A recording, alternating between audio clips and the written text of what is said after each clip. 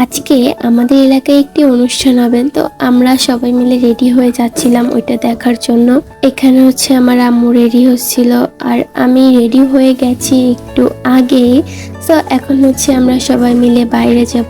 এই অনুষ্ঠানটা সন্ধ্যাবেলা থেকে শুরু হয়েছে আর 2 দিন, তবে আজকে আমরা দ্বিতীয় দিন যাচ্ছি। আর বাইরে দেখতেই পারছো কেমন অন্ধকার, বিকজ রাতের বেলা যাচ্ছিলাম আর চলে আসলাম সেই জায়গায়। যদিও তেমন কোনো স্পেশাল কিছু নাই, তারপরেও আমি ভিডিও করছি। আর এটার ভিডিও করার মূল একটি কারণ হচ্ছে তোমাদের এলাকায় কি এমন হয়েছে আর তোমরা দেখেছো? আমি কিন্তু এটা আমার প্রথম দেখতেছি, মানে এগুলা আমি কখনোই আগে দেখি নাই যে এইরকম ভাবে গান বাজনা হয়।